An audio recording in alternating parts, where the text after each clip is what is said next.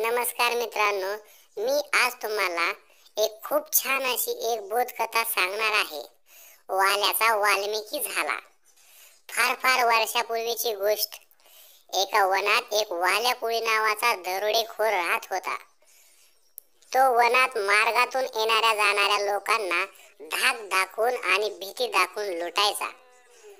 त्यांचे पैसे आणि दागिने काढून घ्यायचा. त्या पैशावर आपले घर चालवायचा. त्याला एकदा भगवान नारद मुनींनी पाहिले. भगवान नारदांना वाईट वाटले. वाल्या कोळी जर असेच पाप करू लागला तर त्याला नरकात भिक्षा मागावी लागेल. ते लगेच वाल्या कोळीकडे गेले आणि त्याला म्हणाले, अरे तू हे पाप का करतोस? लोकांना त्रास देऊन त्यांचे पैसे घेणे हे पाप आहे. त्यावर वाल्या कोळी म्हणाला, मी हे पाप माझ्या बायका मुलांना खायला प्यायला मिळावे म्हणून करतो. तेव्हा भगवान नारद म्हणाले, तू त्यांच्यासाठी करतोस तर मग जा. त्यांना विचार की मी पाप करून सगळे तुम्हाला देतो तर माझ्या पापाचा अर्धा वाटा तुम्ही घेणार का? वाल्या कोळी घरी गेला आणि त्याने आपल्या बायका मुलांना विचारले. तेव्हा ती म्हणाली, तुमच्या पापाचे फळ आम्ही भोगणार नाही.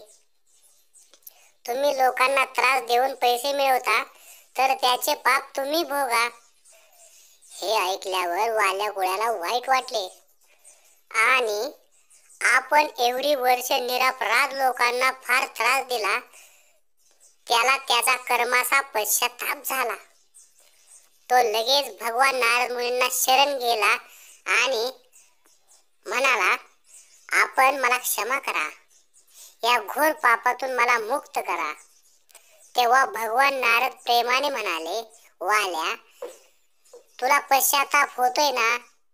आता तुझ्या पापातून मुक्त होण्यासाठी तू राम राम असा नाम जप कर. तोपर्यंत मी परत येत नाही, तोपर्यंत तू इथेच नाम जप करत बस. लगेच जाऊन येतो. असे म्हणून भगवान नारद गेले. आता वाल्या कोळी एका जागी बसून नामस्मरण करू लागला.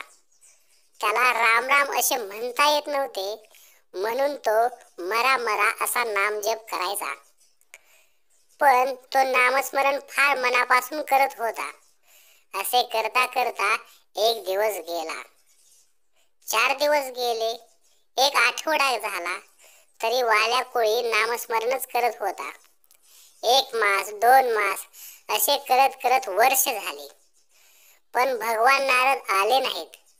पण वाल्याचा नामजप अखंड चालूच होता.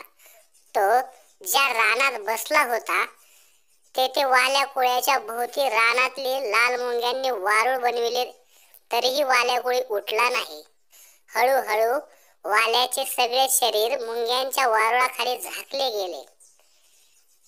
त्याने मनाशी निश्चय केला होता की भगवान नारद मुनींनी सांगितले ना, ते येईपर्यंत मी इथेच नामस्मरण करत बसणार.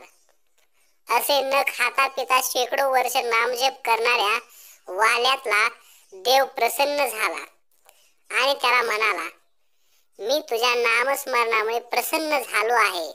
तुझे सगळे अपराध मी क्षमा करतो.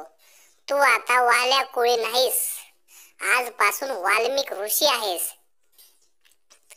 असे म्हणून देवाने त्याला आशीर्वाद दिला. याच वाल्मिकी ऋषींनी रामायण लिहिले. तात्पर्य, ज्याप्रमाणे वाल्या कोळ्याला भगवान नारदांच्या भेट संगतीचा परिणाम वाल्या कोळ्याचा वाल्मिक ऋषींमध्ये रूपांतरित करण्यात झाला, अगदी तसेच आपण चांगले बनतो. त्यामुळे नेहमी आपण चांगल्या मुलांच्या संगतीत राहिले पाहिजे. या गोष्टीतून आपण हाच बोध घ्यायचा आहे, आपल्याला ज्या मुलांची ज्या माणसांची संगत मिळेल आपण अगदी तसेच बनतो. ही गोष्ट आवडली असेल तर कमेंट करून जरूर कळवा आणि सबस्क्राईब सुद्धा करून घ्या. धन्यवाद. मिळूयात अशाच चांगल्या बोधकथेमध्ये. तोपर्यंत धन्यवाद.